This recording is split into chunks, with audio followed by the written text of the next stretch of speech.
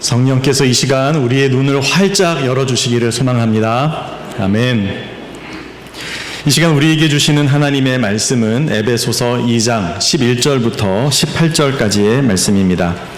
에베소서 2장 11절로 18절까지의 말씀을 제가 봉독하겠습니다. 그러므로 생각하라. 너희는 그때의 육체로는 이방인이요 손으로 육체에 행한 할례를 받은 무리라 칭하는 자들로부터 할례를 받지 않은 무리라 칭함을 받는 자들이라. 그때 너희는 그리스도 밖에 있었고 이스라엘 나라 밖의 사람이라. 약속의 언약들에 대하여는 외인이요 세상에서 소망이 없고 하나님도 없는 자이더니 이제는 전에 멀리 있던 너희가 그리스도 예수 안에서 그리스도의 피로 가까워졌느니라. 그는 우리의 화평이신지라. 둘로 하나를 만드사 원수된 것 곧 중간에 막힌 담을 자기 육체로 허시고 법조문으로 된 계명의 율법을 폐하셨으니 이는 이 둘로 자기 안에서 한 새 사람을 지어 화평하게 하시고 또 십자가로 이 둘을 한 몸으로 하나님과 화목하게 하려 하심이라. 원수된 것을 십자가로 소멸하시고 또 오셔서 먼데 있는 너희에게 평안을 전하시고 가까운 데 있는 자들에게 평안을 전하셨으니 이는 그로 말미암아 우리 둘이 한 성령 안에서 아버지께 나아감을 얻게 하려 하심이라. 아멘. 오늘의 세례 입교를 위해서 어제 문답을 했습니다. 문답 시간에 세례받게 되는 한 자매님이 이런 고백을 했습니다. 제가 어릴 때는 어머니와 함께 교회에 다녔었는데 그때는 마음에 믿음은 없었습니다. 그런데 어느 순간부터인가 제 마음에 믿음이 생겼는데 그때는 교회를 안 다녔습니다. 그러다가 취업을 준비하면서 마음이 힘들고 어려워서 권고를 받고 그리고 우리 소정교회에 와서 예배드리고 또 새벽기도까지 하면서 많은 위로와 힘을 얻어서 열심히 준비해서 원했던 곳에 취업이 되었고 그리고 소정교회에서 세례를 받게 되었습니다 라고 고백을 했습니다. 자, 그 이야기를 들으면서 제가 갑자기 궁금해졌습니다. 그 전에 교회는 다녔는데 믿음은 없었다. 이거 이해가 되는데 그 다음에 믿음이 생겼는데 교회를 안 다녔다. 이해가 잘 안 되는 거예요. 그래서 물었습니다. 아니 왜 믿음이 확실해졌는데 예수님이 그리스도임이 믿어졌는데 왜 그때는 교회를 안 다녔습니까? 라고 물었더니 그분 대답이 이렇습니다. 그 당시에는 마음으로 믿으면 됐지. 내가 내 마음으로 예수님을 구주로 고백하면 되지. 뭐 꼭 교회에 가야 되나? 꼭 예배를 드려야 되나? 이런 생각 때문에 지금은 그렇지 않지만 그런 마음 때문에 그랬다는 거예요. 사실 이렇게 생각하는 분들이 의외로 많이 있는 것 같습니다. 여러분은 어떻게 보십니까? 자, 물론 믿음이 제일 중요하죠. 내 마음의 신앙의 고백, 예수님을 구주로 고백하고 깨닫는 것, 인정하는 것 제일 중요합니다. 하지만 우리 주님은요, 믿음의 공동체인 교회를 통해서 그런 믿음이 있는 이들에게 세례를 베풀게 하셨습니다. 이것이 무엇을 의미하겠습니까? 예수님은 우리를 이 험한 세상에 각자 알아서 살라고 그렇게 흩어놓으신 것이 아니라 우리를 믿음의 공동체로 불러 모으셔서 그 공동체 안에 함께 하시고 그 안에서 우리를 성장시키시고 온전하게 하신다라는 것이죠. 그래서 예수님께서는 두세 사람이 내 이름으로 모이는 곳에 내가 그들 중에 있겠다라고 말씀하지 않으셨습니까? 그러니까 천국은요, 믿는 성도가 나와 하나님과의 관계에서 나 혼자 천국 가서 혼자 잘 사는 게 천국이 아니라 모든 믿는 성도들이 모든 세대 또 모든 지역의 우주적인 교회의 성도들이 한 공동체로 모여서 하나님을 찬양하고 진정한 영광 가운데서 서로가 하나 되어지는 이 기쁨을 누리는 곳이 천국이라는 겁니다. 오늘 본문 2장 11절에서는 생각하라 라는 말씀으로 이 11절에 시작이 되어지는데요. 사도 바울은 에베소 성도들이 예전에 믿기 이전의 모습을 생각해보고 그와 같은 죄 가운데 살았던 여러분을 하나님께서 예수님을 통해서 어떻게 부르셨는지 그리고 여러분에게 무엇을 원하시는지를 생각하고 깨달으라 라고 강하게 권면을 합니다. 하나님께서는 멀리 떨어져 있는 불편한 관계에 있었던 이 두 그룹, 유대인과 이방인들, 이 두 그룹을 예수 그리스도의 이름으로 함께 부르셨습니다. 사실 유대인들은요, 이방인들을 사람 취급을 안 했습니다. 약속의 언약도 없고 할례도 받지 않고 구원받지도 못한 그냥 멸망할 사람들, 이렇게만 치부했지 그들을 인격적으로 대하고 그들이 존귀하고 이런 생각 1도 없습니다. 오직 선택받은 본인들만 언약의 백성이고 존귀하다라고 여겼던 거죠. 자, 그랬던 유대인들과 이방인들을 하나님께서 함께 부르셔서 하나의 공동체를 이루게 하시고 교회로 삼으셨다. 이것은 정말 놀라운 일입니다. 우리는 뭐 그냥 같이 예배드리면 되지 하지만 유대인들의 입장에서는 결코 그럴 일이 아닌 거예요. 뼛속부터 막 두드러기가 나고 거부 반응이 일어나는 그런 대상들과 함께 믿음 생활을 하고 함께 식사하고 함께 지낸다라는 부분이기 때문에 그렇습니다. 하나님께서는 그렇게 멀었던 두 그룹을 예수 그리스도의 피로 가까워지게 하셔서 예수님 안에서 하나의 새로운 사람, 예수님을 머리로 한 공동체인 교회로 그들을 창조하셨다라고 말씀하시는데요. 그것이 14절 15절입니다. 그는 우리의 화평이신지라 둘로 하나를 만드사, 이 둘이라는 것이 유대인과 이방인입니다. 원수된 것, 곧 중간에 막힌 담을 자기 육체로 허시고 법조문으로 된 계명의 율법을 폐하셨으니 이는 이 둘로 자기 안에서 한 새 사람을 지어 화평하게 하시고. 아멘. 자, 하나님은 왜 이렇게 하신 걸까요? 그냥 유대인 따로 구원하시고 이방인 따로 구원하셔서 서로 그냥 마음 편하게 지내게 하면 되지, 왜 굳이 이렇게 멀리 떨어져 있는 사람들을 불러가지고 한 공동체로 묶어서 한 새 사람이 되게 하시냐는 겁니다. 우리는 왜 서로 다르고 또 마음도 생각도 배경도 다른데 이런 우리가 왜 하나의 교회를 이루어 가야 하는 것일까요? 그것은 서로 다른 부모님 밑에서 자란 부부가 하나가 되어야 하는 이유와 같습니다. 하나 되어야 할 이유, 이거를 찾는 것이 무척이나 중요하다는 말씀입니다. 자, 하나님이 둘로 새 사람을, 하나의 새 사람을 지으신 이유는 무엇일까요? 여기에 대해서 오늘 함께 생각해 봅시다.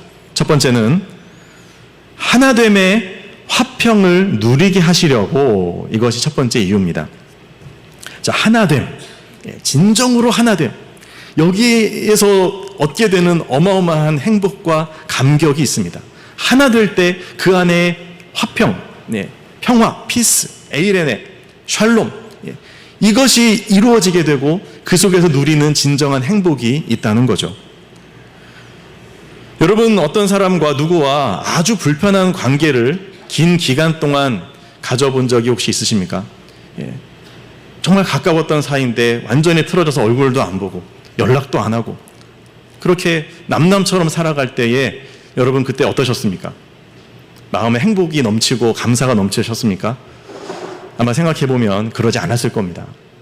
아, 나는 괜찮아, 나는 상관없어 하면서 애써 외면하지만 문득문득 그 갈라지고 깨어져 있다라고 하는 것이 내 마음에 상처가 되고 또 아픔으로 이렇게 다가와서 우리의 행복을 방해하는 것을 경험하셨을 겁니다. 특히 가정의 화평이 깨어지면 사실은 그보다 더 힘들 수가 없죠. 부부간에, 형제간에 정말 그 관계가 깨어지고 남남처럼 돼버리면요, 정말 깊은 아픔과 상처를 남깁니다. 화평의 부재이죠. 이 화평의 부재는 인간을 소외시키고 불행하게 만듭니다. 하지만 하나 될 때는 달라집니다. 이렇게 끊어졌던 두 사람이 다시 마음이 하나가 되고 관계가 회복이 되면 그 가운데 하나님이 주시는 어마어마한 기쁨이 있습니다. 마치 처음에 그 구원의 감격, 십자가의 은혜로 하나님과 하나 될 때에 누렸던 그와 같은 감격이 사람과 사람 사이 끊어졌던 관계가 회복될 때도 동일하게 경험이 되는 것을 체험하게 됩니다. 여러분, 그런데 이 하나됨을 왜 우리가 못할까요? 하나 되면 되는데 이게 잘 안 된다는 거예요. 안 된다는 거예요. 왜 그럴까요? 왜냐하면 그 둘 사이에 어떤 문제가 있기 때문입니다. 어떤 자존심의 문제일 수도 있고 편견 또는 차별, 또 자신의 잘못을 인정하지 않은 여러 가지 문제들로 인해서 이 나누어진 것이 하나로 합쳐지는 게 정말 보통 어려운 게 아닙니다. 유대인들은 서로 인사할 때 샬롬 하고 인사합니다. 어떤 뜻입니까? 평화, 평강이 당신에게 있기를 바랍니다. 유대인들은 누구보다도 평화를 원하고 샬롬을 바라는 민족입니다. 하지만 상징적인 이 예루살렘의 성전에서 보면 성전 옆에 있는 이방인의 뜰과 성전 사이에 벽이 쳐져 있습니다. 담장이 있습니다. 1.5m 높이의 벽이 쌓여 있고 거기에 경고 문구가 써 있습니다. 여기를 넘어가는 이방인은 죽을 줄 알라. 절대 넘어오지 말라 하는 경고 문구가 쓰여져 있고요.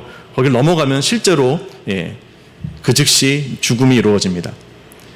이 정도로 이 갈라짐이라고 하는 것은 정말 아주 그 두터운 장벽이 되어지는데, 여러분, 유대인들은 그래서 이방인과 화평하지 못하고요. 그리고 이방인들을 개돼지처럼 여기고, 그리고 그들과 상종하지도 않습니다. 특히 바울 시대 유대인들은 더욱더 그랬죠. 자, 이렇게 담을 쌓는 모습에 대해서 아니 왜 그렇게 하느냐, 너희들 문제 아니냐라고 지적하면 유대인들도 할 말이 있습니다. 무엇입니까? 하나님의 율법에 따라서 그렇게 한다는 거예요. 실제로 율법을 보면 하나님의 성전에 이방인들이 들어올 수 없습니다. 할례 받지 못한 유대인들이 들어오면 그 즉시 사형을 시켜라 할 정도로 철저하게 이방인들이 들어오지 못하도록 막도록 되어져 있어요. 그러면 그런 담장이 생긴 것은 그럼 하나님 탓이겠네요? 그렇지 않습니다. 왜 막는 겁니까? 죄로 물들어 있는 이방인들이 성전에 들어오면 성전을 더럽히는 것이고, 그리고 하나님의 영광 앞에서 그들이 그 즉시 죽음에 이르게 되기 때문에 그들을 어떤 의미에서는 보호하면서 막는 겁니다. 자, 그러니까 이 담을 무조건 제거한다고 해결될 문제는 아니라는 거예요. 그럼 무엇 때문에 담이 생기는 겁니까? 그 근본에는 바로 죄가 있습니다. 인간의 죄성. 둘 사이에 담이 생겼어요. 왜요? 누군가가 죄를 진 거예요. 실수한 거예요. 상처를 입힌 거예요. 그리고 이 해결이 안 되니까 담장이 쌓이는 거죠. 누가 먼저 했던, 주고받았던 간에 결국은 죄가 관계를 깨뜨립니다. 자, 그래서 이 죄를 해결하지 않고서는 하나가 될 수 없는 겁니다. 겉으로만 그냥 괜찮은 것처럼, 부부가 서로 간의 죄성을 해결하지 않고 그냥 쇼 윈도우 부부처럼 서로 좋은 척 남들 앞에서만, 그러나 둘이 있을 때는 서로 거들떠도 안 본다면 그 담장, 이게 문제가 되는 거죠. 결국 행복하지 않습니다. 여러분, 예수님께서는 바로 이 죄의 문제를 해결하기 위해 이 땅에 오셨고, 그리고 이 죄의 담장을 자신의 육체로 허무셨다라고 말씀합니다. 14절입니다. 함께 읽겠습니다. 시작. 그는 우리의 화평이신지라 둘로 하나를 만드사 원수된 것 그 중간에 막힌 담을 자기 육체로 허시고. 아멘. 담장을 허물어뜨리면 되지 왜 육체로 헐었다고 할까요? 이 말씀은 자신의 육체를 희생시키셨다는 뜻입니다. 예수님이 핏값으로, 예수님이 자신의 생명을 내어주심으로 중간에 막힌 담을 허물어뜨리셨다는 거예요. 주님의 몸이 채찍에 찢기고 만신창이가 됨으로 말미암아 우리의 마음에 시퍼렇게 서려진 그 원한과 분노를 주님께서 위로하시고 그 책임을 대신 져주시는 겁니다. 주님의 손과 발, 옆구리에 철철 흘러내리는 그 피, 그 보혈은 누군가가 우리의 마음에 만들어 놓은 너무도 깊은 상책이 거기서 흐르는 피로 이루어진 상처와 아픔을 덮으시고 싸매어 주십니다. 예수님은 이처럼 본인 자신이 화평이 되셔서 본인이 희생하시고 그 대가를 치르셔서 우리들의 헤어진 그 손을 잡아 하나로 포개어 하나의 공동체가 되게 하십니다. 이것은 그저 상상 속의 일이 아니라 교회 역사 속에서 이루어진 일이요, 우리의 삶 속에 가능한 일입니다. 우리나라 기독교 초창기 130년 전 1893년에 사무엘 무어 목사님이 서울에 와서 개척을 했습니다. 작은 한옥을 빌려서 개척교회를 하고 교회 이름을 곤당골 교회라고 붙였어요. 이 교회에서 선교사님이 사역을 하시니까 아직은 이제 막 개척을 해가지고 성도 수가 많지 않습니다. 한 20명 정도 이렇게 모인 교회였어요. 하지만 이곳에는 양반들도 들어오고 또 아주 고위 관료들도 들어왔습니다. 자, 그런데 정말 사실 개척교회는 한 사람이 귀하잖아요. 그런데 한 젊은이가, 불신자가 와서 예수님을 믿겠다고 하고 얼마나 열심히 예배도 드리고 교육도 받았는지 그래서 이제는 세례를 받겠다고 했습니다. 세례를 받으려고 그분에 대해서 알아보니 문제가 생겼습니다. 그분의 신분이 드러나면서 교회가 발칵 뒤집혔어요. 왜냐하면 그 사람은 다름 아닌 백정이었기 때문입니다. 백정은 조선시대의 가장 천민 중에서도 천민이죠. 짐승을 도축하고 또 단두대에 사람의 목을 치는 그 일들을 했던 백정. 그 백정은 사람 취급을 못 받았고 그리고 이름조차도 없이 호적도 없는 이제 그런 삶을 살지 않았습니까? 자, 그런데 그런 백정이 교회 안에서 같이 예배드린다라고 했을 때 양반들이 가만히 있을 수가 없는 겁니다. 이게 무슨 일이냐고. 있을 수 없는 일이라고. 천민, 이 백정과 같이 교회 다닐 수 없다고 목사님에게 거세게 항의를 했고요.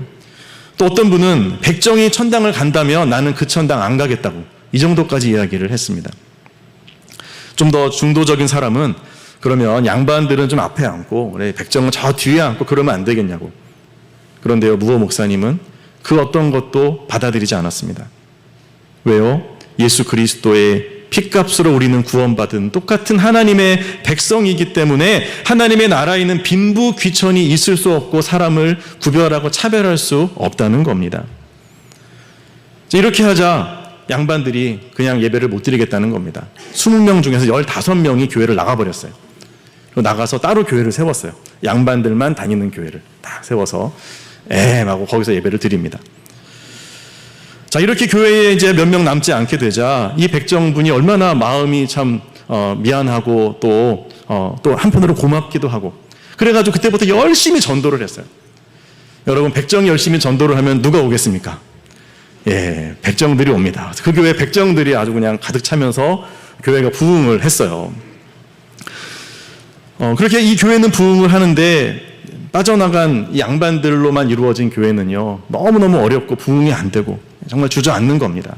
자, 그러면서 3년 만에 다시 이 두 교회가 합치기로 했어요. 우리 그러지 말자. 예수님 안에서 우리는 하나다 하고는 다시 합쳐져서 이제 양반과 백정이 같이 예배드리는 공동체로 거듭나게 되었는데요. 이제 그때 새로 교회 이름을 바꾸었습니다. 그 교회 이름이 인사동의 승동교회입니다. 지금도 그 교회가 있죠. 자, 그리고서 그 다음에 사회의 제도도 바뀌는 그 시점이어서 이제 백정들에게도 이름을 부여하고 하는 이제 이 신분의 철폐가 법적으로 이루어지는 그 시기였기 때문에 이제 이 백정이 박성춘이라는 이름을 가지게 되었습니다. 자, 그리고 이제 이 승동교회에 또 어떤 새 가족이 들어왔냐면요. 왕손이 들어왔어요. 이재형이라고 하는 왕손이 들어와서 함께 믿음 생활을 또 열심히 했습니다. 자, 그러다 어느 날 이 교회에서 드디어 이제 항존직을 뽑게 됐어요. 장로님 투표를 했는데 누가 되었을까요? 박성춘 장로가 되었습니다. 백정 출신의 장로. 자, 그리고 3년 뒤에 이 이재영이라는 이분도 장로로 피택이 되었어요. 자, 그러면서 어떤 상황이 된 겁니까? 백정과 왕손이 같이 당회원이 돼서 한 테이블에 서로 얼굴을 마주하고 교회의 일들을 함께 의논하게 되었다는 겁니다. 여러분, 이것은 사회적으로 있을 수 없는 일입니다. 그런데 이와 같은 불가능이 현실이 된 것이 바로 그 교회였습니다. 무엇 때문에요? 예수 그리스도의 이름 때문에. 그분의 피 흘리심으로 되어진 교회라고 하는 정체성을 그들이 확인했을 때 바로 이 일이 가능해졌다는 겁니다. 이렇게 둘로 하나가 된 교회가 불행했을까요? 결코 그렇지 않았을 겁니다. 그들은 누구보다도 행복했을 겁니다. 왜요? 예수님은 둘로 하나가 되어지는 새 사람을 지으시고 그 가운데 임재하시기 때문입니다. 예수님은 이와 같이 오늘도 우리의 화평이 되어주십니다. 자, 이 예수님을 통해서 우리가 하나 되기 위해서는 어떻게 해야 될까요? 예수님의 안경으로 다른 사람을 바라봐야 될 것입니다. 제가 안경을 쓰고 있어서 어떤 의미인지 저는 정확히 이해합니다. 이 안경을 벗으면 여러분이 어떻게 정말 다 천사처럼 보이지만 또 써도 천사처럼 보이는 약간 다른 의미입니다. 여러분, 예수 그리스도의 안경으로 서로를 바라보면요, 편견과 또 시기와 모든 이 죄악된 부분들의 문제가 해결이 되고 그리고 하나 될 수 있어요. 그렇게 주님의 이름으로, 주님의 눈으로 다른 사람을 바라보면서 화평하는 행복을 누리는 우리 모두가 될 수 있기를 소망합니다. 자, 둘로 한 새 사람을 지으신 이유 두 번째는요, 하나님과 화목을 누리게 하시기 위해서입니다. 자, 조금 전에는 사람과의 화평이죠. 두 번째는 하나님과의 화목입니다. 16절입니다. 또 십자가로 이 둘을 한 몸으로 하나님과 화목하게 하려 하심이라. 화목. 하나님과의 관계가 회복이 되어지고 정말로 하나님과의 샬롬이 이루어지고 하나님과 소통이 이루어지는 진정한 회복이죠. 자, 이 회복이 어떻게 이루어지느냐? 십자가로라고 말씀하십니다. 어떤 분들은 자신의 노력으로 이 화목을 이루려는 분들이 있습니다.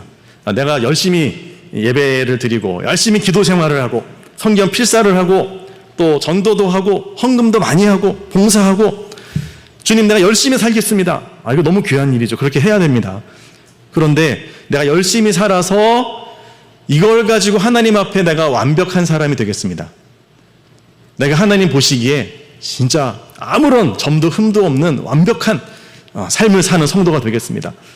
자, 이렇게 자신의 노력과 애씀과 수고를 가지고 하나님과 화목하려 하면 가능할까요? 안 할까요? 이게 불가능합니다. 아무리 열심히 해도 하나님의 기준에 미치지를 못하는 거예요. 내가 아무리 내 마음을 깨끗하게 유지하려고 해도 자꾸 넘어지고 죄를 짓는 거예요. 자, 그러다 보면 어떻게 됩니까? 낙심이 되는 겁니다. 야, 안 되겠다. 못하겠다. 내가 예수 믿은 지 1년, 2년이 아니라 지금 10년, 30년, 40년이 됐는데 왜 내 삶은 바뀌지 않을까? 늘 죄 짓는 것 같고 늘 우울하고 우리 조금 전에 예배 순서 속에서 참회 고백을 했지만 그렇게 회개를 해도 내가 용서받지 못한 것 같고 여러분 어떻게 하나님과 화목할 수 있을까요? 오늘 본문은 분명하게 말씀하십니다. 십자가로 이 둘을 한 몸으로 하나님과 화목하게 하려 하심이라. 아멘. 우리를 하나님과 화목하게 할 수 있는 유일한 길은 예수 그리스도의 십자가뿐인 줄 믿으시기를 바랍니다. 십자가라는 게 무슨 말이에요? 예수님이 나를 위해 피 흘리셨기 때문에 그분의 공로로 내가 의로워지고 그분의 희생 때문에 내가 거룩한 하나님의 백성으로 인정받아서 하나님과 화목할 수 있는 겁니다. 그러니까 이런 겁니다. 하나님 맞습니다. 저는 이렇게 부족하지만 노력해도 저는 이것밖에 못했지만 이런 나를 하나님이 받아주시고 아들로 딸로 인정해 주시니 제가 저와 화목해 하시는 하나님을 믿고 주님의 임재 앞으로 나아가겠습니다. 나를 거룩하게 하시니 감사합니다. 나를 온전하게 만들어주시니 감사합니다. 하나님과 화목하게 하시니 주님 영광입니다. 내가 그 주님을 위해서 예배하고 주님 앞에 기도하고 주님을 위해서 열정으로 살겠습니다 하면서 하나님과 화목한 자의 삶을 시작하는 것, 여러분 이것이 복음의 능력인 줄 믿으시기를 바랍니다. 그러므로 우리가 뭘 완벽하게 해서 은혜가 넘치는 게 아니라요, 죄 짓고 왔어도 정말 나의 죄됨을 온전히 통회하면서 예수 그리스도의 이름으로 다시 일어서서 거룩하게 다시 시작하는 것, 여러분 이것이 복음의 능력인 것이죠. 자, 이렇게 십자가로 하나님과 화목하게 하시는데 여기서 한 가지를 더 말씀하십니다. 이 둘을 한 몸으로 하나님과 화목하게 하려 하심이라.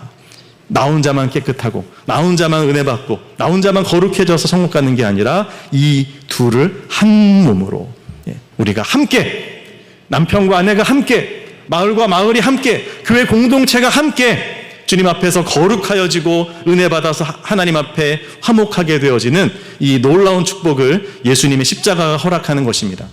여러분 이 은혜를 우리가 모두 누릴 수 있기를 소망합니다. 자, 마지막으로 세 번째, 둘로 한 사람을 지으신 이유는 무엇입니까? 함께 하나님께 나아감을 누리게 하려고입니다. 아니 이미 구원 받았는데 뭘 또 하나님 앞에 나아가야 되나 하실 수 있죠. 또 어디 나아가야 될 때가 또 있습니까? 교회에 왔으면 됐지 또 어디를 나아갑니까? 자, 오늘 여기서 함께 하나님께 나아간다, 이것은 그냥 하나님 앞에 잠깐 왔다가 가는 것을 말하는 것이 아니라 하나님의 임재 앞으로 하나님과의 친밀한 교제 속으로 들어가는 것을 말합니다. 예수님은 제자들을 바로 이와 같은 하나님과의 친밀한 만남 속으로 초청하셨습니다. 요한복음 17장 22절에서 23절의 말씀인데요, 이렇게 하나님께 기도합니다. 내게 주신 영광을 내가 그들에게 주었사오니, 예수님이 그들에게, 제자들에게 주었다는 말입니다. 이는 우리가 하나 된 것 같이 그들도 하나가 되게 하려 함이니이다. 여기서의 우리는 예수님과 하나님입니다.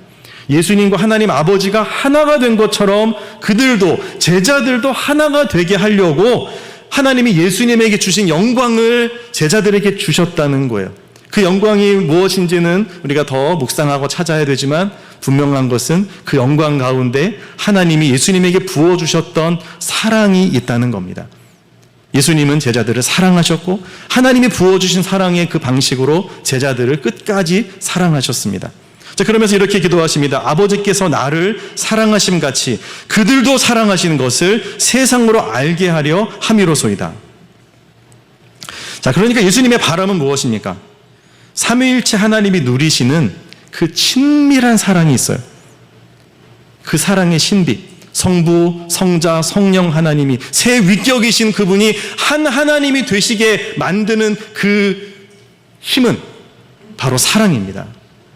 사랑으로 철저히 자신을 비우고 또 상대방을 수용하면서 온전히 하나로 만들어내는 이 진정한 사랑의 코이노니아 안으로, 이 친밀함 안으로 누구를? 제자들을 초청하시는 거예요. 그냥 너희들 천국 저쪽 구석에 앉아 있어, 내가 자리 마련해 줄게, 그게 아니라 하나님의 이 교제 안으로 그들을 초청해서 이 사랑 안에서 회복되게 하시는 것이 예수님의 부르심의 목적인 겁니다. 제자들은 그 부르심을 받았어요. 우리도 마찬가지입니다. 여러분, 이 찬란한 하나님의 사랑의 초대, 성부, 성자, 성령 하나님께서 이 초대를 받은 우리의 존재를 내 모습 이대로 받아주시고 사랑으로 안아주시는 겁니다. 내 아들아, 내 딸아, 나의 사랑 안에 내가 들어와 있으니 너의 모습 그대로 나는 다 사랑한다. 너는 내 것이다. 이 세상 근심 걱정 다 없어질 거야. 너는 나의 사랑 안에서 희망찬 내일의 기대와 기쁨으로 충만할 거야. 여러분, 그 하나님의 사랑 안으로 들어가면요, 그것만큼 영광스러운 게 없고 그것만큼 우리의 인생에서 기쁜 순간이 없다는 것을 고백하게 되는 겁니다. 예수님 믿으면서 이 사랑 안에 들어가지 못하고 변방만 돌아서는 안 돼요. 우리는 하나님의 사랑, 그 친밀한 교제의 한 복판으로 들어가야 할 줄로 믿습니다. 자, 이렇게 이 안으로 예수님이 우리를 초대하시는데 이 은혜를 누리기 위해서는요, 그 하나님 앞으로 나아가기 위해서는 어떻게 해야 된다고요? 조건이 한 가지가 있어요. 혼자는 안 되는 거예요. 같이 와라. 같이 와라. 함께가 선행 조건입니다. 본문 18절입니다. 이는 그로 말미암아 우리 둘이 한 성령 안에서 아버지께 나아감을 얻게 하려 하심이라. 아멘. 자, 우리 둘이, 유대인과 이방인이 함께 하나님께 나오게 하려고 예수님이 어떻게 하셨냐 하면요, 앞에 17절에서 평안을 전하셨다라고 말씀하십니다. 평안, 십자가를 통해서 이룬 진정한 평화를 먼데 있는 유대인들에게, 가까이 있는, 먼데 있는 이방인들에게, 가까이 있는 유대인들에게 예수님이 직접 전하셨다. 이것이 17절의 말씀이죠. 먼데 있는 너희에게 평안을 전하시고 가까운 데 있는 자들에게 평안을 전하셨으니. 자, 오늘 본문 17절은 사실은 예언의 성취입니다. 이사야서의 57장 19절에 이런 말씀이 있습니다. 입술의 열매를 창조하는 자 여호와가 말하노라. 먼데 있는 자에게든지 가까운 데 있는 자에게든지 평강이 있을지어다, 평강이 있을지어다. 내가 그를 고치리라 하셨느니라. 아멘. 자, 그러니까 하나님의 계획, 하나님의 꿈이 무엇인지 아시겠습니까? 하나님의 꿈은, 이사야서에 예언해서 알려준 하나님의 꿈은 먼데 있는 자든지 가까운 데 있는 자든지 그들이 평안으로 함께 하나가 되는 것입니다. 함께 예수 그리스도의 이름으로 새 사람을 이루어서, 그 공동체를 이루어서 하나님 앞으로 나아가 이 코이노니아 안으로 초대받는 것, 이것이 하나님의 계획이고 꿈인 거죠. 이것이 가능하도록 어떻게 하신다고요? 내가 그를 고치리라. 내가 그를 고치리라. 아멘. 하나님은 우리의 관계를 고치시고 새롭게 만들어 주십니다. 그 고침을 받은 여러분, 그러므로 우리의 선교는 가까운 데와 먼 데를 동시에 지향해야 됩니다. 가까운 데에 있는 이들에게 전도하고 또 먼 곳에 있는 선교, 세계 선교까지도 우리는 끈을 늦추지 말아야 할 것입니다. 어제 외국인 유학생부에서 수련회를 갔었습니다. 갔다가 이제 오늘 돌아올 텐데요. 한 20명 정도가 원동으로 가서 그곳에 예배드리고 함께 수련회를 모처럼 가지는데 참 그 외국인 유학생들 한 분 한 분이 얼마나 귀한지요. 근데 지금 요즘에 많이 오는 외국인 유학생들은 주로 아프리카 분들이 많습니다. 예, 이제 컴컴하신 분들이 많지만 그러나 얼마나 귀한 분들이에요. 공부도 얼마나 탁월하게 하시는지요. 부산대학에서 다 박사학위 받으시고 과정 속에 있고 정말 연구하는 이런 분들이에요. 예. 여러분, 선교사 한 분을 파송을 해도 그분이 그곳에 정착하고 전도해서 영혼을 하나님께로 인도하는 일이 결코 쉬운 일이 아니고요. 또 어려운 지역일수록 더 한 명 전도하기가 어렵죠. 20년 사역을 해도 한 명을 전도할까 말까인데, 여러분, 그런 각 지역에서 유학생으로 그 젊은이들이, 미래가 촉망되는 그 친구들이 우리 곁으로 가까이 와 있다는 게 얼마나 놀라운 일입니까? 여러분, 그들에게 복음을 전하고 그들을 제자화하는 것이 어찌 우리의 사명이 아니겠습니까? 근데 우리 외국인 유학생들은 상당히 멀리 있는 것 같아요. 우리 청년들에게도 마찬가지입니다. 외국인 유학생들이 되게 멀리 있어요. 잘 이름도 모르고 얼굴도 모르고. 그래서야 되겠습니까? 우리 주님은 먼 곳에 있는 그 친구들도 우리와 함께 하나가 되도록 부르셨습니다. 여러분, 외국인 유학생들을 위해서 더 기도해 주시고 관심 가져주시고 더욱더 사랑을 부어주시기를 소망합니다. 주님께서 그들을 고치실 줄로 믿습니다. 사랑하는 성도 여러분, 9월부터 우리는 실버 예배를 시작하려고 합니다. 실버 예배, 노숙인들에게 코로나 이전처럼 주일날 오전에 식사를 대접하고 또 작은 그 차비를 드리려고 하는데요. 이걸 계획을 했는데 9월부터 시작하려고 보니까 우리 교회 편성된 예산이 너무 빠듯한 거예요. 한 90명밖에는 코로나 이전 수준으로 해서는 90명밖에 우리가 받을 수가 없는 거예요. 어떻게 하나 고민하고 기도하다가 그래도 하나님이 채워주실 줄로 믿고 우리 합시다 하고 결의를 했습니다. 여러분, 어려운 그분, 멀리 있는 그분들도 우리가 함께 하나님 앞으로 나아가야 할 대상인 것입니다. 하나님께서 그들도 고쳐주실 줄로 믿습니다. 사랑하는 성도 여러분, 우리 모두는 이와 같이 하나님의 고치심을 받아서 함께 주 안에서 새 사람, 새 공동체, 예수 그리스도의 교회가 되었습니다. 오늘 세례받는 분들도 그렇게 우리 공동체 안에 오늘 들어오게 될 것입니다. 그러므로 여러분, 가까이 있는 이들뿐만 아니라 나랑 친하고 나랑 잘 알고 오랫동안 지내왔던 그분들만이 아니라 먼 데 있는 사람들까지, 내가 잘 모르는 사람, 나랑 불편한 사람, 아직 예수님을 믿지 않는 그분들까지도 우리가 예수 그리스도의 보혈로 하나 되어짐에 우리를 부르셨다는 사실을 기억하면서 우리를 부르신 목적과 뜻을 잊지 않는 우리 모두가 될 수 있기를 소망합니다. 예수님은 그 피를 통해서 중간에 막힌 담을 허물어 진정한 화평을 이루셨습니다. 막힌 담이 허물어져서 하나님과의 관계가 회복이 되었고요. 그리고 가까이 있는 사람이나 먼데 있는 사람 모두가 하나가 되어서 하나님의 영광스러운 그 친밀한 교제 안으로 초청을 받았습니다. 그리스도 안에서 새 사람인 교회를 이룬 여러분, 이 위대하고 놀라운 하나됨의 은혜를 우리가 누릴 수 있기를 원합니다. 차별과 편견이 없는 사랑을 보여주신 예수님처럼 우리도 편견과 차별을 뛰어넘어 사랑으로 하나 되는 성령의 소정교회가 될 수 있기를 원합니다. 주 안에서 하나됨으로 말미암아 진정한 행복을 누리는 새 사람의 공동체, 행복한 가정 살리는 교회가 될 수 있기를 예수 그리스도의 이름으로 축복합니다. 기도하겠습니다.